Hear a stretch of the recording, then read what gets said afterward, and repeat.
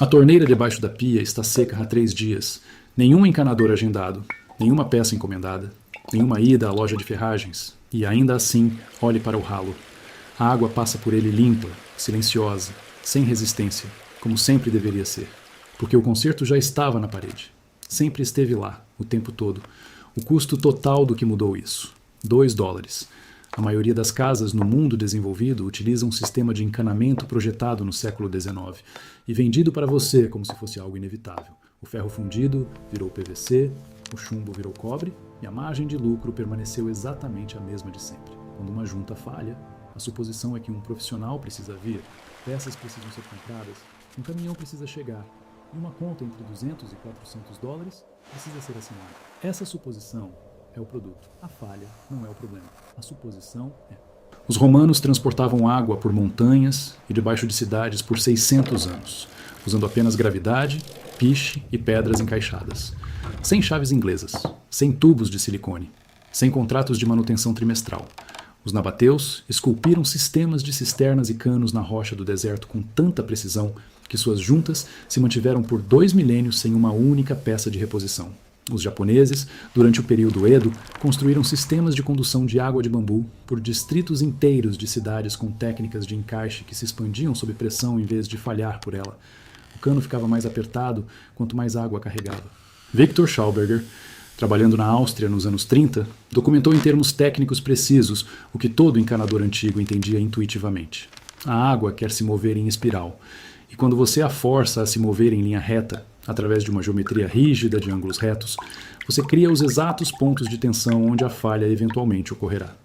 Cada conexão que você já teve que substituir provavelmente estava em um ângulo reto. Os fabricantes de massa para juntas entenderam isso décadas atrás. O motivo pelo qual seu encanador cobra para substituir uma conexão em vez de ensiná-lo a prevenir a falha é o mesmo motivo pelo qual uma empresa de lâminas nunca ensina você a amolar um gume. Resolvê-lo permanentemente não é um modelo de negócio. Serviciá-lo indefinidamente é. Você viu isso a vida inteira e apenas nunca conectou os pontos. A rolha de uma garrafa de vinho incha quando molhada e veda mais firmemente do que qualquer tampa sintética. O casco de um barco de madeira, encharcado por uma estação, fecha suas próprias frestas. Sua própria pele, cortada superficialmente, se reconstrói sem instrução. Todo o material natural que toca na água foi projetado pelo tempo para responder à água. Os materiais nas suas paredes foram projetados por um comitê de compras para responder a um contrato de serviço. Essa única mudança na intenção do projeto é o motivo pelo qual seus canos custam dinheiro para falhar, e a natureza não custa nada. Aqui está o que você precisa. Quero ser honesto com você sobre todos os números. Você precisa de fita veda-rosca, também chamada de fita PTFE ou fita selante para roscas. Um rolo custa entre 50 centavos e $1,50 em qualquer loja de ferragens. E metade das pessoas assistindo isso já tem um rolo guardado em uma gaveta e não sabe. Você precisa de um alicate de cano ou uma chave inglesa ajustável que você já possui. Você precisa de uma pequena escova de aço, daquelas que custam $1,20 e vem 3 por pacote. Você precisa de vinagre branco que está na sua cozinha. Talvez você precise de uma arruela de borracha de reposição. Essas são vendidas em kits sortidos por $2. E um kit tem arruelas suficientes para consertar cada junta com vazamento em uma casa padrão 2 vezes. Em alguns casos, você nem precisará da arruela. É só isso mesmo. $2, tudo incluído, contra uma chamada de serviço de $300. Os materiais são da mesma categoria. A margem de lucro é a diferença. Aqui está a única coisa que a maioria das pessoas erra. Elas apertam a conexão, o vazamento aparece, elas pegam a chave, apertam mais um quarto de volta e por 3 dias parece que o problema está resolvido. Então o pinga volta, um pouco pior. E agora a conexão tem uma trinca fina correndo da borda da rosca que você não consegue ver sem uma lupa, mas que a água encontra imediatamente. Você não consertou o vazamento. Você agendou a substituição do cano. É assim que a falha se parece. Uma junta seca por 3 dias, depois um pinga um pouco pior que o original, com um som que agora vem de uma parte diferente da mesma conexão. O sucesso se parece com uma junta que você termina de enrolar, aperta manualmente a 2/3 do que parece certo, e que não produz nenhum pinga, nem mesmo um lento. Em até 20 minutos, após a restauração da pressão da água, a fita está fazendo o trabalho. A chave está apenas definindo a posição. Aqui está o processo completo, do começo ao fim. Feche a água na válvula mais próxima abaixo da junta problemática, não na geral. Na válvula de fechamento local, aquela pequena alavanca oval geralmente debaixo da pia ou atrás do vaso sanitário. Gire-a no sentido horário até parar. Abra a torneira acima dela para liberar a pressão restante na linha e deixe essa água escoar completamente. Agora olhe para a junta.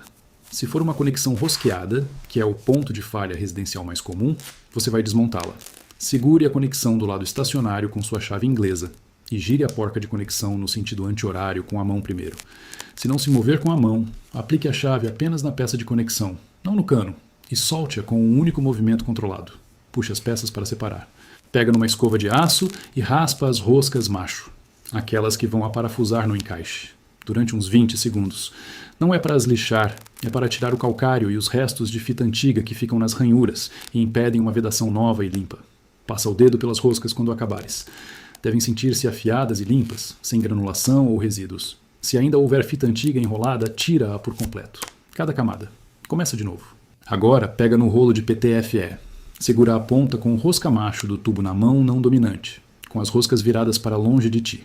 Rasga uma ponta inicial na fita e pressiona-a contra a segunda rosca a partir do fim. Não a primeira ponta, a segunda. É aqui que a maioria das pessoas começa mal, começando na ponta, e depois a primeira volta fica amontoada e rasga quando apertas o encaixe, e a vedação fica comprometida antes mesmo de ser feita. Segura a ponta inicial com o polegar e começa a enrolar no sentido horário, visto da ponta roscada. A mesma direção de apertar. A fita tem de ir nesta direção, senão desenrola-se quando o encaixe aperta, em vez de comprimir.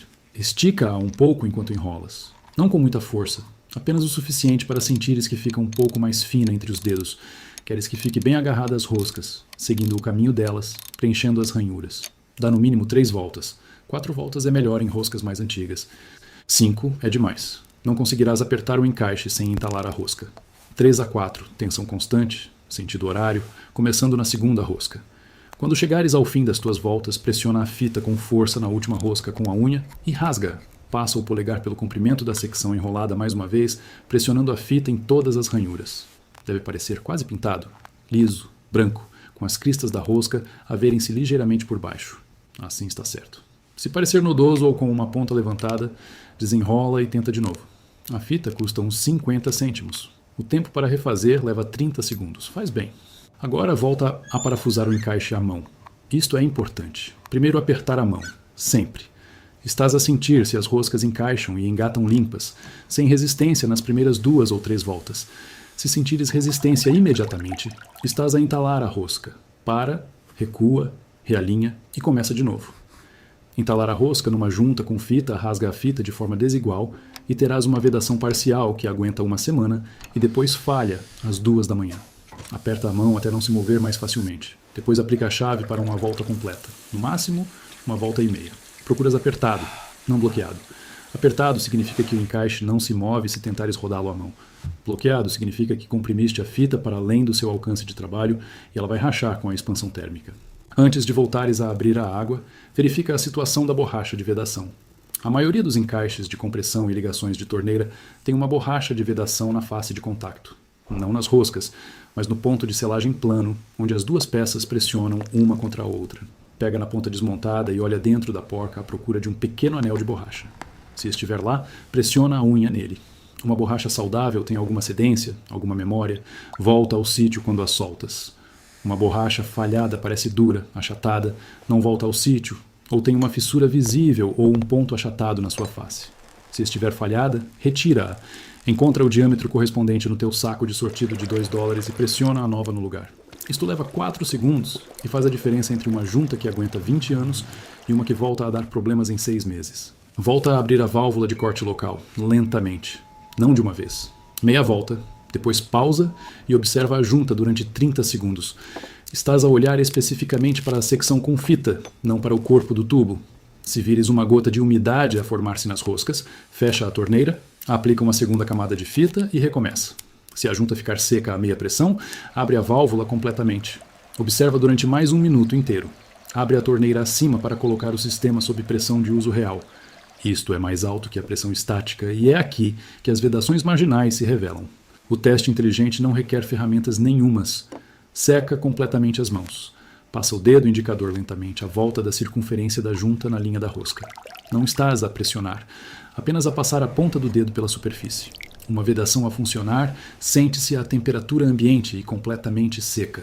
Uma vedação a falhar sente-se ligeiramente fria contra a ponta do dedo seco, mesmo quando não há gota visível, porque o vapor de água está a mover-se através de um microespaço e a evaporar ao contato com o ar. Frio e seco significa vedado. Frio e ligeiramente úmido, ou simplesmente misteriosamente mais frio que o corpo do tubo, significa que tens um microfuro que se tornará uma gota visível dentro de uma semana. Confia no teu dedo mais do que nos teus olhos neste teste. A tua pele detecta a umidade antes do teu olho. Uma reparação bem-sucedida em casa pode economizar entre R$250 e R$350 em média, comparado com o que um encanador profissional cobraria pelo mesmo serviço. Essa é a matemática imediata, mas uma casa tem entre 12 e 30 conexões rosqueadas na sua tubulação, dependendo da idade e do layout. Se 3 dessas conexões falharem na próxima década, o que é uma estimativa conservadora para qualquer casa construída antes de 1995, você terá se protegido de gastos entre 750 e mais de R$1.000 em visitas técnicas. Tudo isso com um rolo de fita de R$2 que você comprou uma vez e uma habilidade que agora carrega para sempre nas suas mãos. Para 4 pessoas numa casa, cada uma delas pode aprender isso em menos de 10 minutos. Uma família que entende esse reparo deixa de ser cliente de encanador em qualquer sentido significativo. Em larga escala, um pequeno imóvel para alugar, um prédio comunitário, uma fazenda com várias construções, você pode eliminar milhares de reais em custos de manutenção anuais com materiais que custam menos que um cafezinho, sem contas, sem burocracia, sem pedir permissão para ninguém. Esse método tem uma limitação honesta, sim. Ele resolve falhas em juntas rosqueadas e em vedações de compressão, que são as causas principais de vazamentos domésticos. Ele não resolve um cano rachado, uma junta de solda que falhou no cobre, ou um encaixe colapsado onde a estrutura física do plástico ou metal cedeu. Se você ligar a água depois de fazer esse reparo e o vazamento vier do meio do cano e não de nenhuma junta ou ponto de conexão, esse é um problema diferente e você não deve tentar vedar um corpo de cano com fita. Esse é o único cenário onde a visita do encanador é genuinamente necessária. Saiba a diferença antes de começar. Um vazamento numa junta e uma rachadura no cano parecem similares numa área molhada no chão, mas na inspeção, um vazamento de junta aponta exatamente para um ponto de conexão, enquanto uma rachadura aparece como uma linha ou um ponto numa seção lisa do cano, sem nenhum encaixe por perto. Se for na parte lisa, pare e chame o profissional. Se for no encaixe, você já sabe o que fazer. Em algum lugar no deserto de Negev, os canais escavados em pedra do sistema hídrico Nabatel ainda estão intactos. 2.000 anos de sol e areia não os moveram. As juntas nos pontos de coleta ainda estão encaixadas da forma como estavam quando a cidade de Petra recebia água das montanhas. Eles não usavam contrato de manutenção. Usavam geometria, conhecimento de materiais e a compreensão de que uma vedação feita corretamente não precisa ser revisitada. O que você acabou de aprender é o mesmo entendimento. Aplicado a materiais diferentes, num século diferente, mas vindo da mesma raiz, a água segue o caminho que você dá a ela, e se você der um caminho que vale a pena seguir, ela para de procurar uma saída. Não sei o que te trouxe aqui. Não importa. Funciona de qualquer jeito.